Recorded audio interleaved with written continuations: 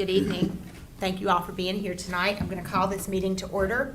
I'm so glad to have all of you here. We have lots on the agenda to cover. Kim, will you please call the roll? Mr. Austin. Present. Ms. Quetch. Here. Mr. Webb. Here. Vice Mayor Anderson. Here. And Mayor Pillion. Here. Now I'd like to ask Mr. Webb to lead us in the Pledge of Allegiance, please. Of course. I pledge allegiance to the flag of the United States of America and to the republic for which it stands, one nation, under God, indivisible, with liberty and justice for all.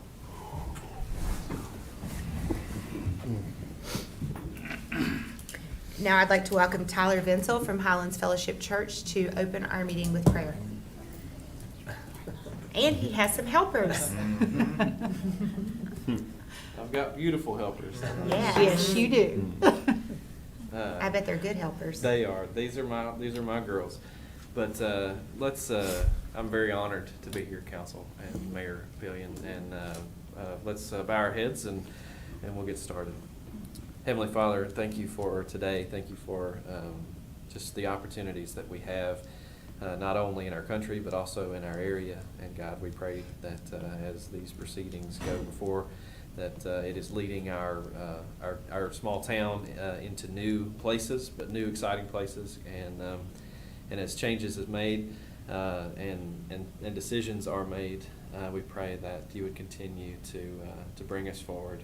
And we always want to honor you in everything that we do. And got to pray for the council, for them to have wisdom and discernment as they make the decisions for all of us. And for school tomorrow, God, I pray for all of our kids and our faculty and our administrators and all the support staff and all of our county schools, that they would be blessed tomorrow with a great day, and that they would be safe and healthy and have a great year. It's in Jesus' name. Amen. Amen. Thank you so much. Bye, girls.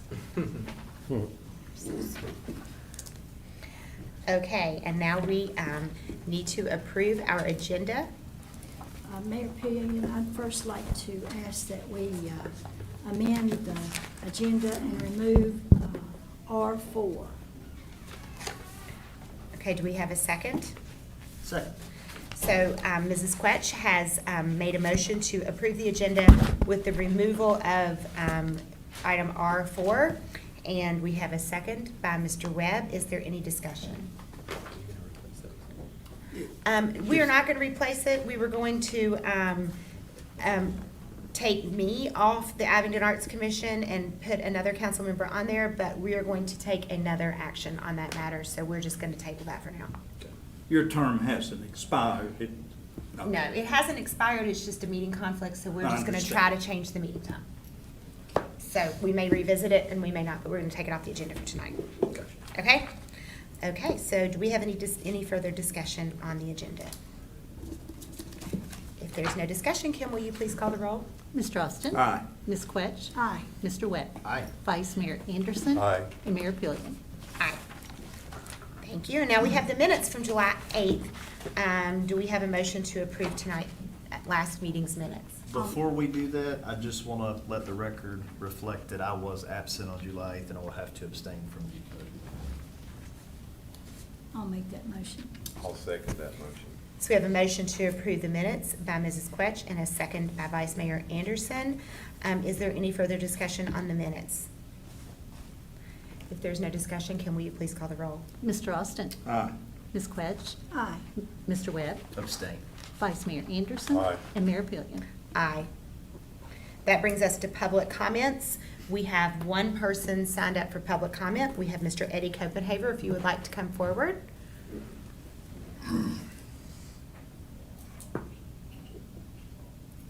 Welcome.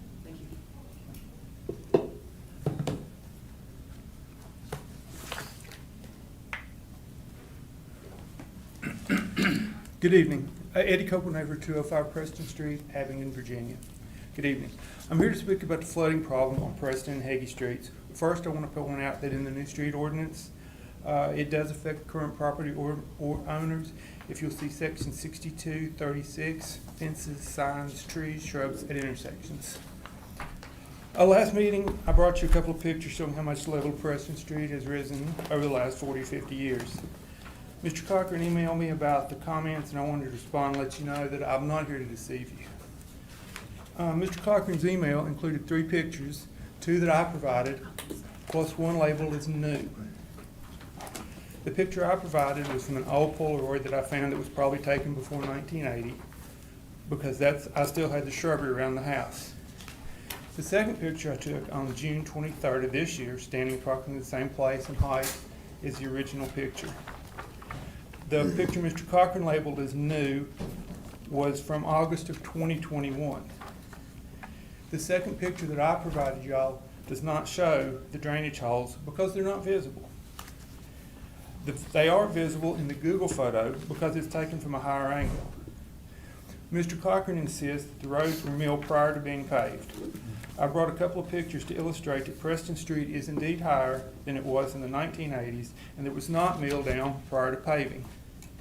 The first picture shows the apparatus that I set up to measure how much the road has actually risen. The second picture shows where the street level is compared with the drainage pipe. And you can see the third picture. In the third picture, it shows that there actually is being capped twice without being milled down.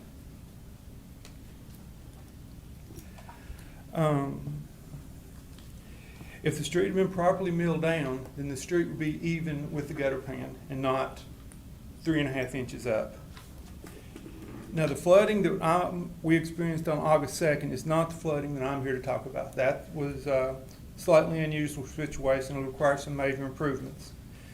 I'm here to try to get a minor improvement that can be accomplished by a small crew in less than a day, probably for less than $1,000 worth of materials, and it'll stop those houses and the businesses behind me from flooding. And that's all I needed. Thank y'all for your time. Y'all have a great night. Thank you. If I can, Mayor, I spoke to him before the meeting, and I'm gonna get the pictures, I'll meet with Mike Srett in the morning, because I see some of the issues that he's talking about, so we'll figure out what it's gonna take to get it fixed. Okay, thank you. Okay, now we have proclamations. We have a proclamation designating August 4th through 10th, 2024 as Farmers Market Week and we'd like to celebrate the 25th National Farmers Market Week, and I think that Mr. Austin is going to read that proclamation. Thank you, Mayor Pillion. Whereas the vendors at the Abingdon Farmers Market, provide citizens with access to nutritious local source foods, with these markets expanding and evolving to meet the growing demand for a wide variety of agricultural products. And whereas farmers markets and other direct agricultural marketing outlets offer crucial infrastructure for distributing farm and value-added products, contributing approximately $9 billion each year to the U.S. economy. And whereas farmers markets play a vital role for small to medium and experienced agricultural producers to market their products, generating revenue that supports family farms and revitalizes rural communities nationwide. And whereas the Town Council acknowledges the importance of expanding agricultural marketing opportunities that support and encourage the next generation of farmers and ranchers, stimulate business development and job creation, strengthen community connections through rural and urban linkages, and more. And whereas the U.S. Department of Agriculture emphasizes the value of growing local and regional agricultural market opportunities that enhance farmers' economic viability, improve access to the Supplemental Nutrition Assistance Program, and promote the distribution of healthy, locally grown food by shortening the distance between producers and consumers. And whereas farmers markets serve as a hub for community engagement, connecting urban and rural neighborhoods and facilitating the exchange of ideas, support systems, and resources.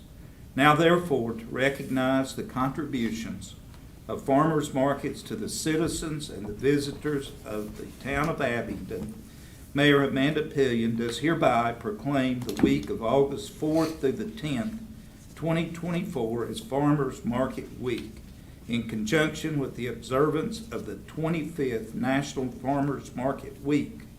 She encourages all citizens to celebrate farmers markets with appropriate observance and activities. Thank you. And we certainly do have a gem of a farmer's market, and I know I enjoy it, and I see lots of other council members there, so we are very thankful. We're gonna have an update about the farmer's market later in our meeting. Would we like to take a picture now?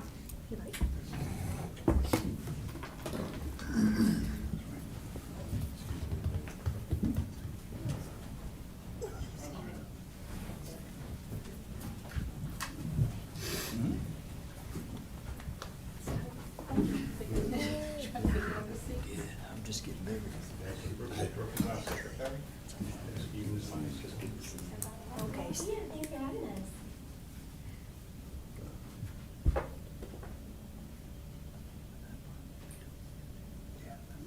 Thank you. You are as well, sir. Don't want you to sit down. Let Chair Wilton. Thank you. Sitting in the courtroom. Yes, but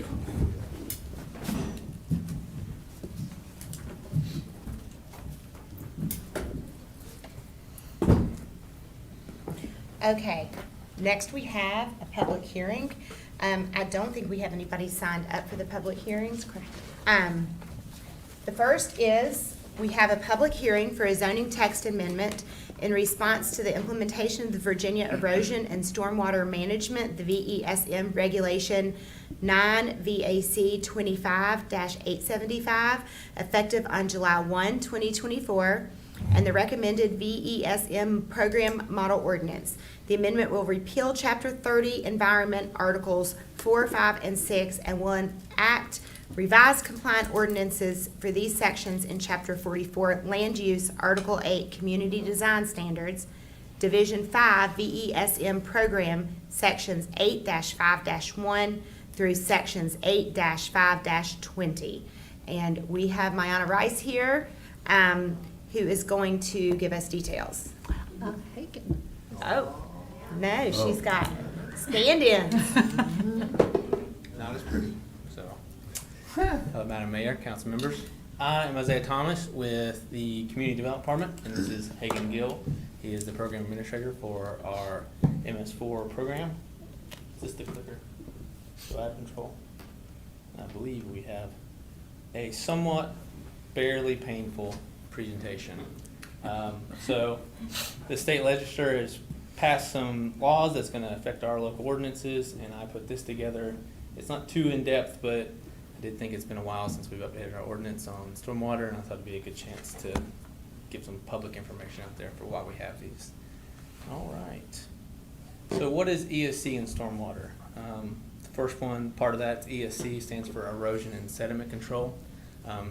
Before this was passed, we had two permitting procedures. The first one is erosion sediment control. Essentially, any land disturbance event that takes place in town that's over 10,000 acres, 10,000 square feet, 10,000 square feet, you have to have what we call ESC measures in place. Essentially, the goal of this is anytime you have a rainfall event and you're having a land disturbing activity that's got a lot of sediment built up, you can see these stockpiles in the background in this photo, you have some measures in place to ensure that all that sediment stays on site and it doesn't enter our stormwater conveyance systems and then ultimately our streams and rivers.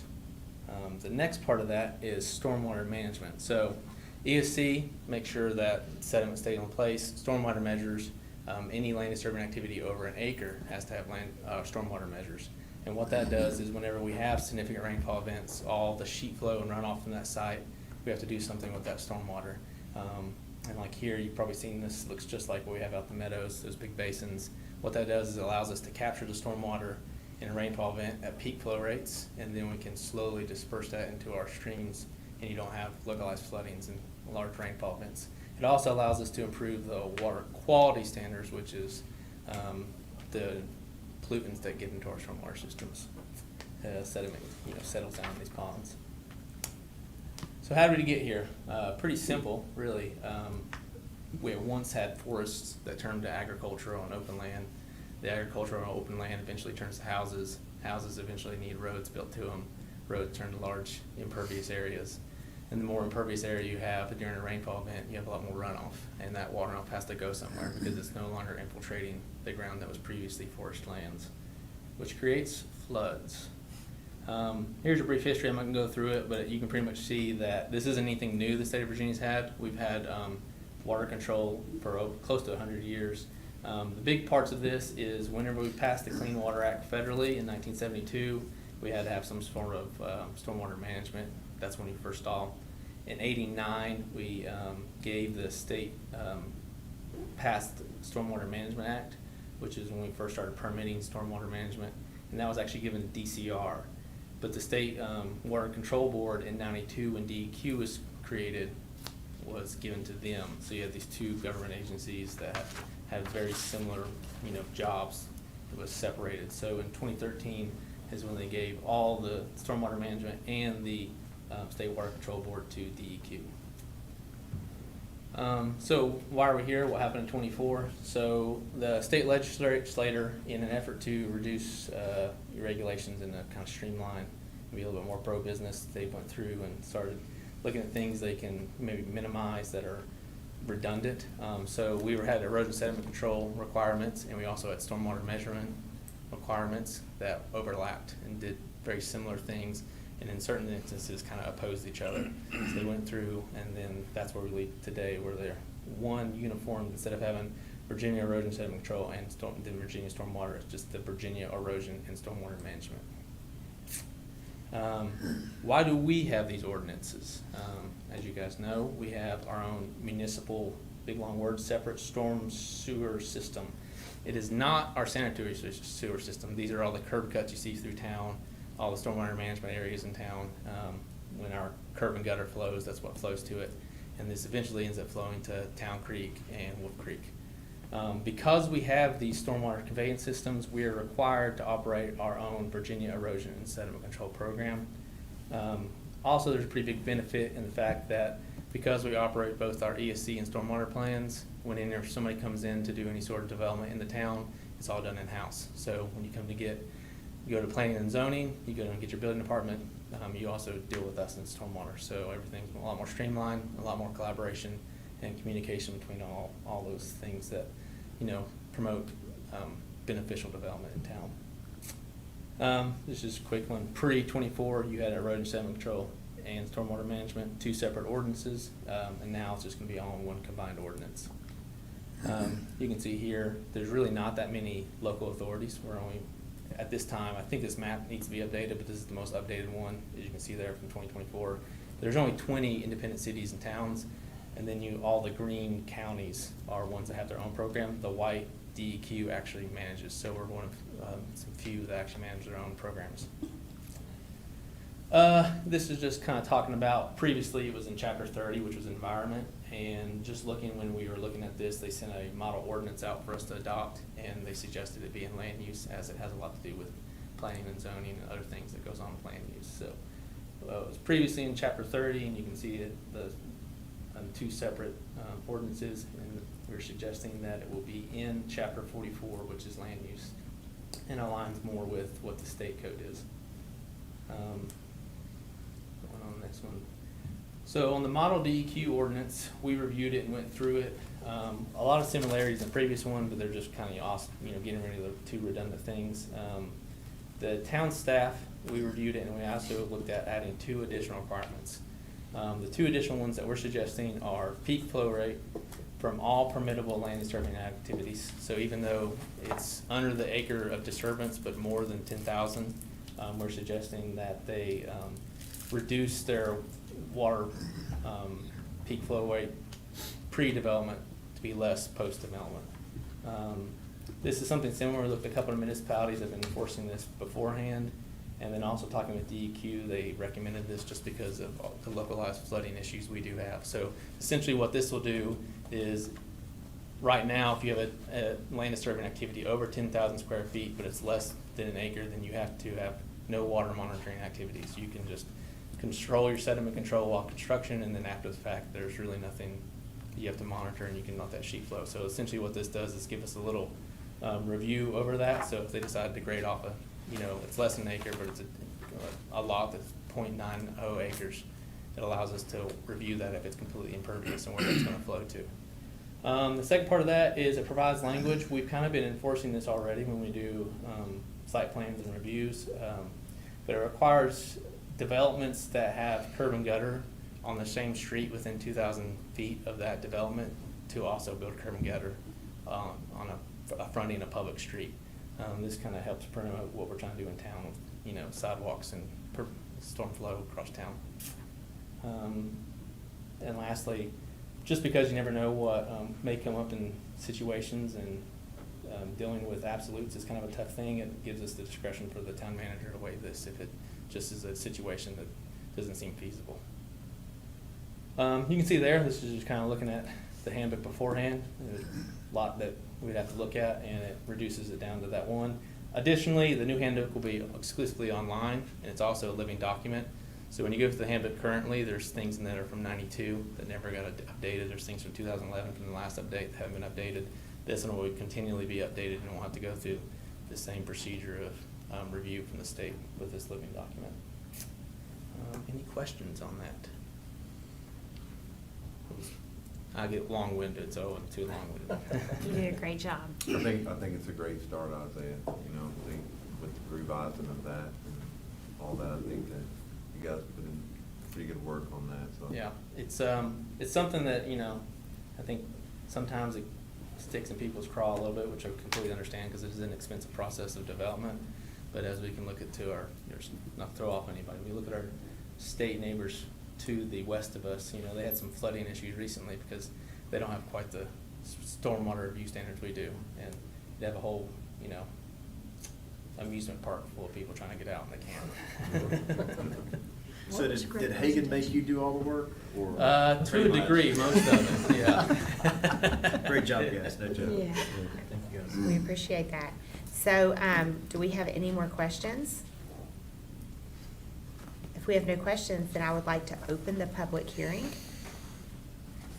And we don't have anybody signed up, but if there is anybody who would like to come forward and contribute, we would welcome them still. Okay, if we have no discussion, then I will close the public hearing.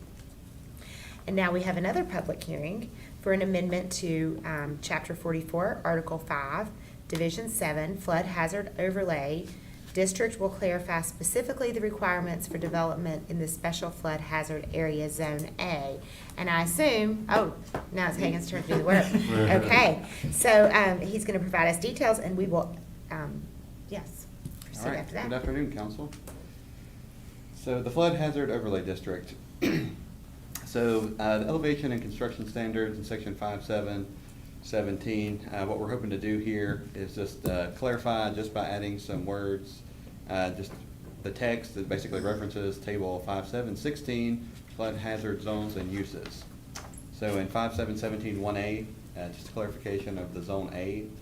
5717 2B, it'll be zone AE and zone A. And then 3C and 3B is just the addition of some text to let everybody know it's referencing zone A. So here's the table that I was speaking about, list all the different flood hazard zones we have in town. And then right after this in the code, elevation and construction standards. So the clarification, we propose to add the zone labels to clearly identify the standards applicable to each section.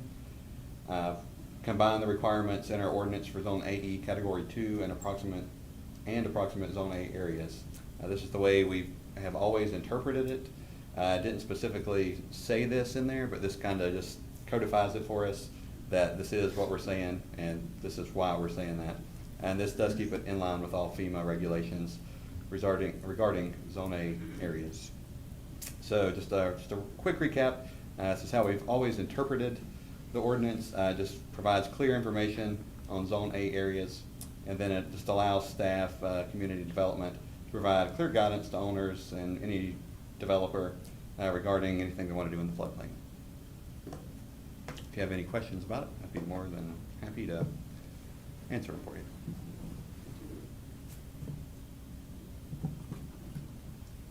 No, I think you did a great job. All right. You all have done a lot of work. Thank you so much. So I would once again like to open the public hearing. We don't have anyone signed up, but if there's anyone who would like to speak, we would welcome you to come forward and do so. Okay, if no one has anything to add, then I will close the public hearing. Thank you, Dylan. Thank you so much. We have no resolutions, but we do have ordinances to consider. We have an ordinance for the council for the town of Abingdon to repeal Chapter 30, Environment Articles 4, 5, and 6, and will enact revised compliant ordinances for these sections in Chapter 44, Land Use, Article 8, Community Design Standards, Division 5, VESM Program, Sections 8-5-1 through Sections 8-5-20. Would staff like to add anything? Okay, if staff would not like to add anything, then we can move to accept this ordinance tonight if the council so chooses. Do you have a motion to do so? So moved. I'll second. Would you like to waive the second reading? Would you like to waive the second reading? I would be okay with waiving the second reading unless the council has some sort of reason not to. No reason. I'm okay with that as well. Okay, so, I amend my motion to include dispelling with the second reading. okay, so we have a motion to accept the ordinance and to skip a second reading. And that motion was made by Mr. Webb, and it was seconded by Mr. Anderson. Do we have any further discussion on this matter? If there is no discussion, Kim, will you please call the roll? Mr. Austin. Aye. Ms. Quetch. Aye. Mr. Webb. Aye. Vice Mayor Anderson. Aye. And Mayor Pillion. Aye. And now, just as before, we have an ordinance to the amendment to Chapter 44, Article 5, Division 7, Flood Hazard Overlay District. Will clarify specifically the requirements for development in the Special Flood Hazard Area Zone A. Does staff want to add anything? If staff would not like to add anything, we can have a motion, and if the council pleases, you can include in that motion that we can waive the second reading. I would move that we approve the ordinance as presented tonight and that we waive a second reading of that. I'll second that as well. Okay, so we have a motion to approve the ordinance and waive the second reading by Mr. Austin and a second by Vice Mayor Anderson. Is there any discussion? There's no discussion. Kim, will you please call the roll? Mr. Austin. Aye. Ms. Quetch. Aye. Mr. Webb. Aye. Vice Mayor Anderson. Aye. Mayor Pillion. Aye. We also have a second reading of ordinances tonight. It's an ordinance of the council for the town of Abingdon to repeal and amend and reenact Chapter 62, Streets and Sidewalks and Other Public Places. And Mayana is here to talk to us about that. All right, and along with me is Hagan as well, so we've put him to work a lot lately. All right, so last month I came to you with an amendment to an ordinance to repeal, amend, and reenact the town ordinance, Chapter 62, Streets, Sidewalks, and Other Public Places. There was a request for an underline and strike-through copy. We apologize. Oftentimes when we say the repeal and reenact, we have just often not put that in because there's so many edits, but that was a good clarification, and I'll just go through some of those edits tonight so that the public can know specifically what we're doing. And thank you for providing that. You're welcome. And following up, asking if there were any questions.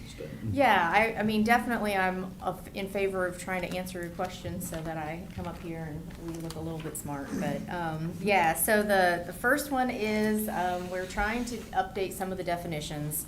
We didn't have a definition for cul-de-sac, even though we use that frequently. We didn't have a definition for development, right-of-way, and honestly, the town was not defined. So we added those definitions. The next items, we eliminated, we struck entirely streets and alleys, and we provided clarifications on unopened right-of-ways. We provided clarifications on intersections, site distance, construction of new approaches. So again, a lot of this was really clarification, similar to what Hagan identified in the floodplain, and similar to the other ones. Really trying to make it in plain English so that people can understand when they come in and try to work with us on a development. The next item that we added was relation to undeveloped land. So if you come in and you have a parcel, rather than just dead ending into a cul-de-sac, we're now having a requirement where you need to have an easement to the adjoining undeveloped parcel. Don't have to build a road over to it, but you do necessarily have to put an actual easement.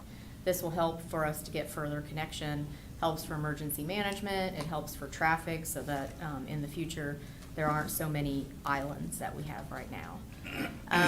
The next thing that we added was we put into place a waiver of standards. So if a development comes into us and they say, we can't meet these standards, we want to go in front of the town council and ask for a waiver, we put that process in here.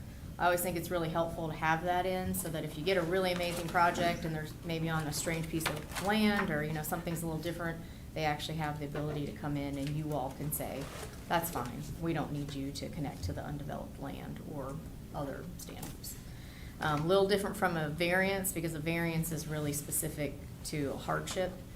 This would allow you all some flexibility with developments. The other item that we put in here is that we had different standards. So I remember this really came up one time when Hagan was writing an email to a developer, and he's like, well, in the subdivision standards, it says this about roads, but in this Article 62, it says this about roads. And I said, okay, well, if it's a subdivision, I guess we do have different standards. We have just made all the standards the same. So we said, if you're developing, 12 homes, or if you're developing 100 homes, now your road standards are the same. So a lot of this has really come out of our experiences, and thankfully, we can say that we've got a lot of housing developments on the books, and so honestly, by doing those reviews, we've found some things we'd like to change. And so we now have collector streets, local streets, alleys, and we have those all identified in here.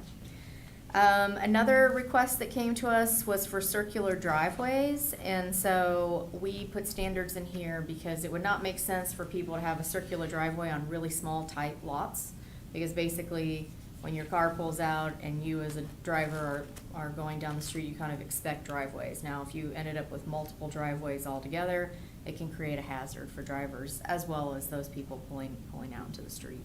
So we did put some language in there, the size of the lots where you could have a circular drive. We did identify the snowfall and cleaning the sidewalks. We put in construction standards for the roads. We do follow the VDOT standards. And I think that is it.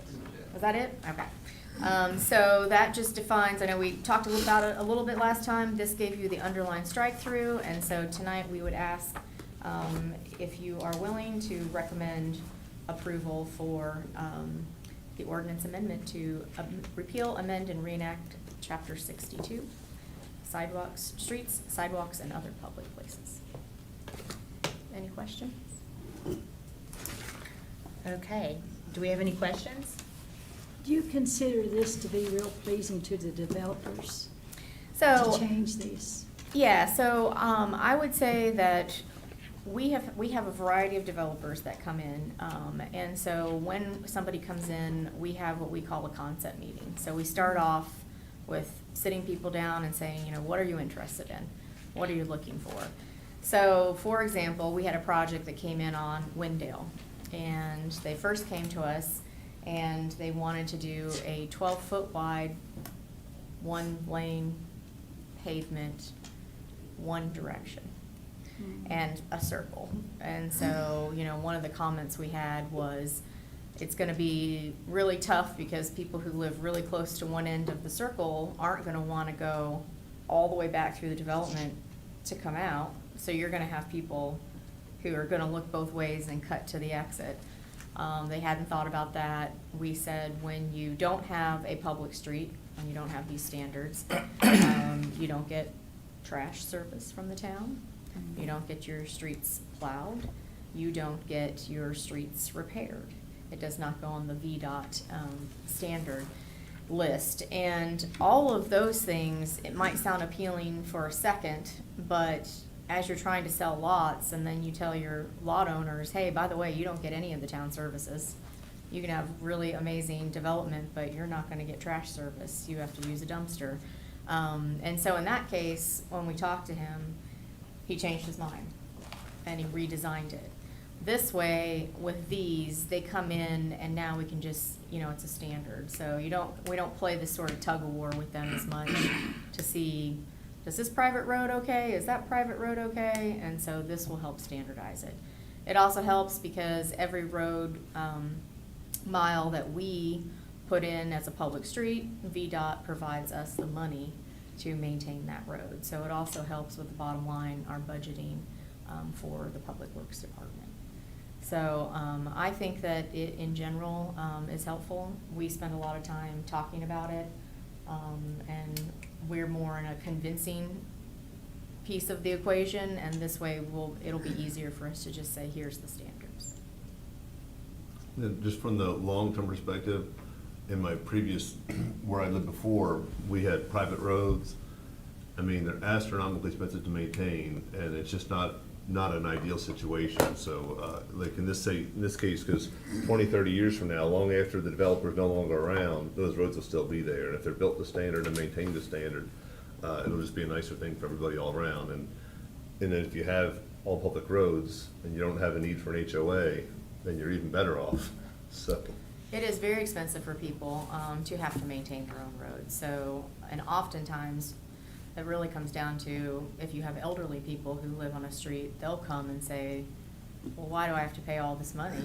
And now, I've got this huge amount of expense and all I have is a pothole. And then we have to say, well, I'm sorry, that's a private street. So in the long run, as Mr. Cochran indicated, it really is helpful to maintain the public streets, so. And VDOT pays for it, so fundamentally, it's a win-win for everybody. All right. Thank you so much. Thank you. That was very informative. You guys have done a great job. So do we have any more questions? If not, then we can accept a motion to approve this ordinance. I'd like to make the motion that we approve the amendments and the reenact of the Chapter 62 streets, sidewalks, and other public places. Second that. Is there any discussion? There's a motion by Vice Mayor Anderson and a second by Mr. Webb. No discussion? Will you please call the roll? Mr. Austin. Aye. Ms. Quetch. Aye. Mr. Webb. Aye. Vice Mayor Anderson. Aye. And Mayor Pillion. Aye. We have no bids to consider tonight, but we do have some new business. We'd like to welcome Mr. David McLeish from the Farmers Market to give us an update. He's the manager of the Abingdon Farmers Market, and he has an update for us tonight. Mayor Fillion, council, thank you. So I believe you all have a copy of this. There is, you'll see on the Tuesday Healthy Kids Eat Smart Move More. Tonight was the last night of it. We had 87 more kids today. So it makes a total of 516 kids. Each got $10 to buy fresh fruits and vegetables. And I'll get kids that come back and say thank you, and they'll tell me the various things that they bought with smiles on their face. I've had parents come and tell me they've tried to get their kids to eat zucchini. The kid bought a zucchini with their $10, part of their $10, and fixed it themselves, helped mom fix it, and the kids ate it and loved it. So it's a win-win all the way around. It's a great program. It's been funded by Molina Healthcare. They gave us $4,000 towards it. I had a $500 donation left over from last year from a church, and the Appalachian Sustainable Agriculture Project out of North Carolina actually opened up grants to Virginia and Tennessee, and I got a $2,000 grant from them, so that helped finish rounding off the funding for that. So we are done with that for this year. We're looking at additional funding for next year to hopefully expand it a little bit more. But you'll see last year we had 520 kids, and this year we ended up with 516, so it's running pretty strong. The other thing we're doing is the Virginia Fresh Match. We did get a budget of $15,000 from Virginia Fresh Match to match the EBT tokens. So if somebody comes and runs their EBT card for up to $50, we match it. So if they run for 50, they end up with $100. 50 are in red tokens that they can buy meats, breads, produce. The match tokens are strictly for fresh fruits and vegetables. So they can pretty much get their meals out of it. So far this year, we have issued $9,032. That's up until the end of July. So, and we do this year round, so. If we use up most of that 15,000, I'm allowed to put in for extra next year. So hopefully we can get a little bit more and help a little bit more. We can increase how much we're matching too, depending on what we have for a budget. So combined between the two items, we've helped food insecurity with about $14,000 so far this year, which is a huge help for the area. We'll still have approximately 1,000, 1,200 customers coming through on a Saturday, 300 to 400 on a Tuesday. The market's very vibrant, busy, noisy at times. We currently have 88 vendors signed up for the season with the new walkways that the town put in for us, which we appreciate. It changed the flow of the market, so now instead of coming in and kind of getting stuck on right or left, they can come around in a circle. It added 8 additional spots for us. So we now have 61 vendor spots available to us to stay within the footprint of the market. So we'd like to thank the town for its continued support. And it's been a pleasure working with you and the town. And wanted to comment on the crew that put in the brick walkway. They did a fabulous job in a pretty good time. I think to do it in about 2 weeks' time, they did a great job. So, and we appreciate you. Well, David, before you walk away, the town appreciates you too. Thank you. You're doing a wonderful job at the Avenue Farmers Market. I don't really attend that much, but my family attends every Saturday and every Tuesday. With the giving of the tokens to the kids, my kids really appreciate that. We are eating different things at our house, and the kids really appreciate that they're spending their own money. Yep. So I think that, you know, as long as I've been on the council, you have been in charge of the Avenue Farmers Market. I think you're doing a wonderful job. This is my 7th year, Yes, sir. Well, it's great. so thank you very much. Y'all are doing a great job. Thank you so much. Okay. Now we have business and communications from the town manager. Yes, I had one banner request permit also. Oh, yes, okay. Yeah, so before the communications, I was contacted this week as we're going through this process. The Aberdeen High School has the Meet the Falcons. It's an annual event that they do at the farmers market, and they contacted us wanting to know if they could do a banner over there, and because that would require approval of council, I just brought that to you. It'll be a standardized Meet the Falcons banner to go across Cummins Street. And then we'll just be able to change the dates on it as it comes out. But it's like in 2 weeks, I think. I think So, it's yeah, August on a- 22nd. Yeah, it's on an accelerated timeline, so I told them I would put it on the agenda and check with y'all, but. Well, I for one think that's great. I think that's a wonderful yeah. idea, and I feel like that, you know, I don't really know how to get the ball rolling, but I feel like that, you know, we should use that banner for Abington High School for any kind of functions or anything that the high school is doing. I feel like that they should be allowed to hang their banners, and we should, as a council, support the Abington High School as well as any of our school districts that are in the town of Abington. And correct me if I'm wrong, but this is new, right? Yeah, Usually they do this this one's at a the new- school, and we're trying to get the whole community involved, which Correct, I yeah, have yeah. some fall athletes, and I love it. I think it's great, and I grew up in a town where the high school was the center of everything, and I just think that that's something as a council we have all really worked to do. Yes. I think it's great, a great initiative. So I guess we just need a motion to approve the banner. Yes, ma'am. I'd like to make the motion that we approve the banner. And I'll second. Okay, we have a motion by Vice Mayor Anderson and a second by Mr. Webb. Is there any discussion? Any comments? This probably is the correct time to say this, but I was actually contacted by a person familiar with this particular banner And they did mention that they would really love to have the council's support financially for perhaps paying for this banner. I'm not asking the council to designate a specific amount, but I would like to charge Mike to perhaps find some dollars to help them out with this banner. I It'd think be a that good that's a thing for the good school. idea as well too, Derek. Yes, I think that's wonderful. Is there any opposition to that? Okay, we'll make it happen. Okay, Thank you. All right, very great. good. Thank you, Mike. Great, you. thank you. Thank So- you, Derek. So motion by Mr. Vice Mayor Anderson, second by Mr. Webb. Is there any more discussion? If there's no discussion, Kim, will you please call the roll? Mr. Austin. Aye. Ms. Quetch. Aye. Mr. Webb. Aye. Vice Mayor Anderson. Aye. And Mayor Payne. Aye. Okay, any other communications from you?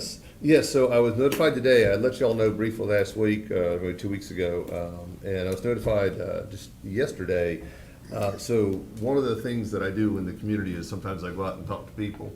And we have a lot of seniors in town, like 26% of the population are seniors, and I'm only a few years away from being a senior, but I don't feel that old. But so anyway, with the seniors, I went to one of the churches and met with some of the seniors, and one of them made me make a pinky promise that I'd find her a place for seniors. So I've been working on that, and we have a lot of need for our seniors, just for a place for them to be, to share community and whatnot.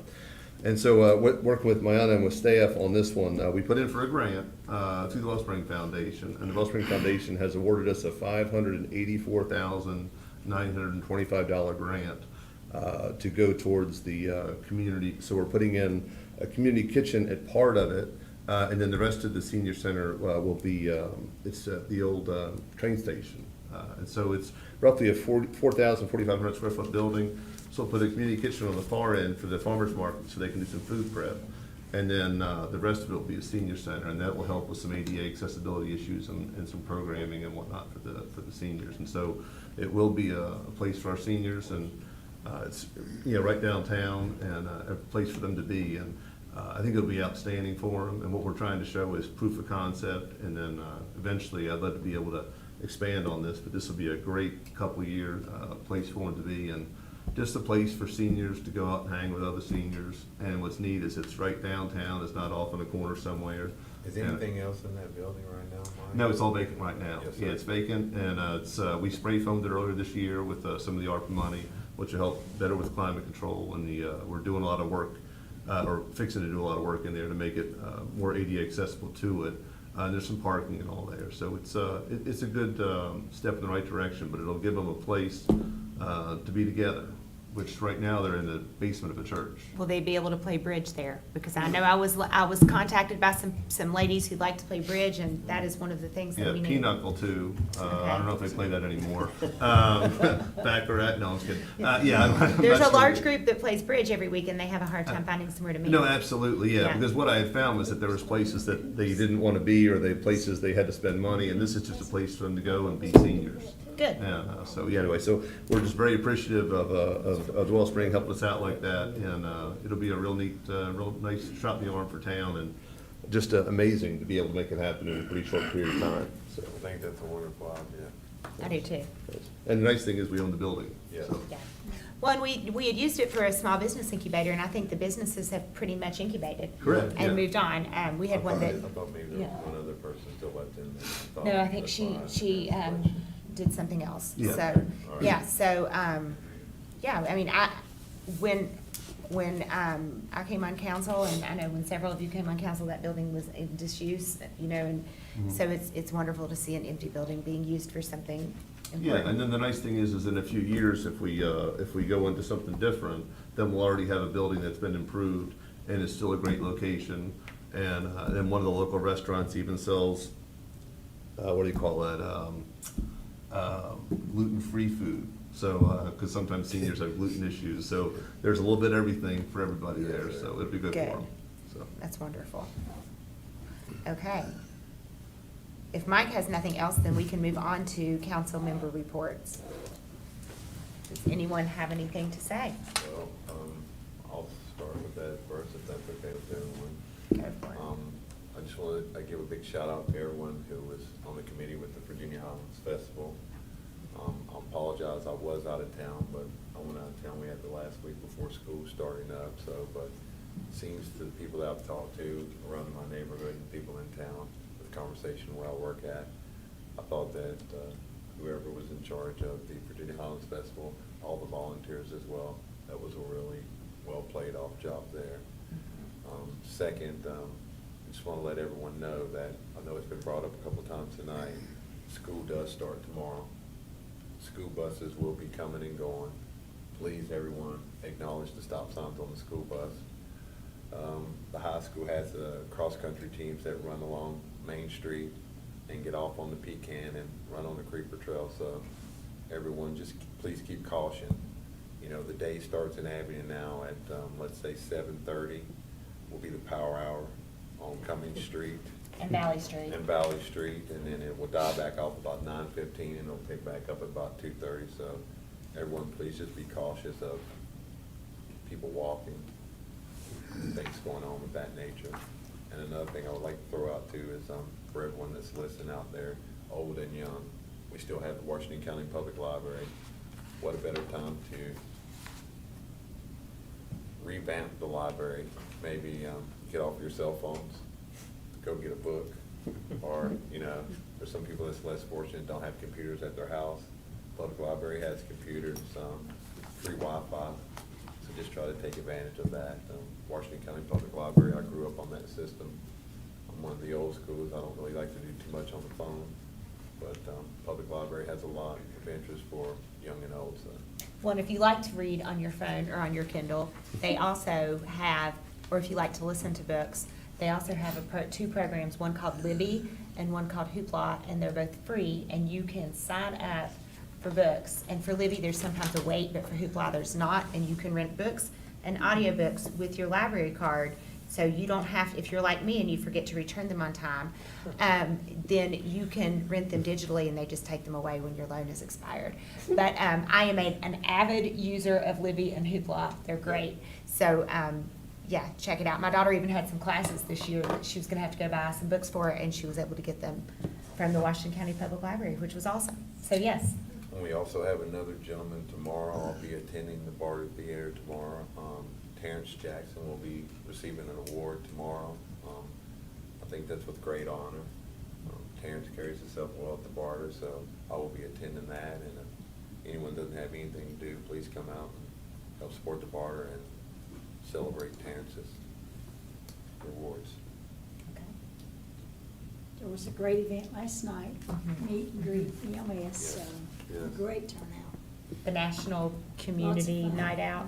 Is that the correct Sweatathon. title? Yeah. Yeah. Yes, it was very warm, but there were kids absolutely wearing the splash pad out. They were having a ball on the splash pad, I actually so. worked yesterday, but my kids attended, my wife attended, and several members from the town of Abington and the council were there as well, and my kids really appreciate that.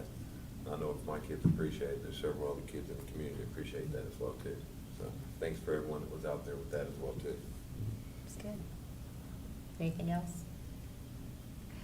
I'd like to say, and I talked to Mr. Cochran about this earlier today, but in his weekly report, he gave us an update. You know, we've talked and talked and talked about the hiring problems with the police department, and I would like to have Chief Holbrook update us because I understand that the hiring process is going very well.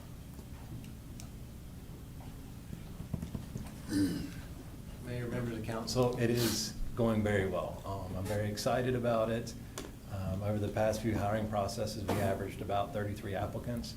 This hiring process, we had 73, which gives me a great pool of people that are excited and very interested in not only law enforcement, but law enforcement here in Abington. So thank you all for that. And so far, so good.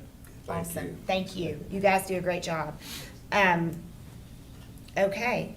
I think everybody else covered. I was going to talk about the National Community Night Out and the Highlands Festival, but that's all been covered. So lots going on in Abington all the time. We're very fortunate.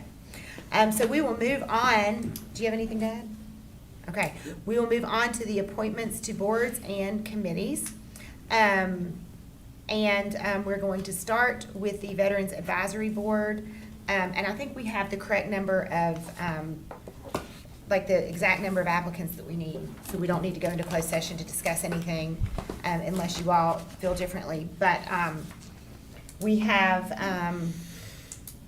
the Veterans Advisory Board, the appointment to fill the unexpired term of Mel Schwartzstein, and the appointment to fill the unexpired term of Gary Bailey. And I apologize, my binder got dropped and everything's in disarray.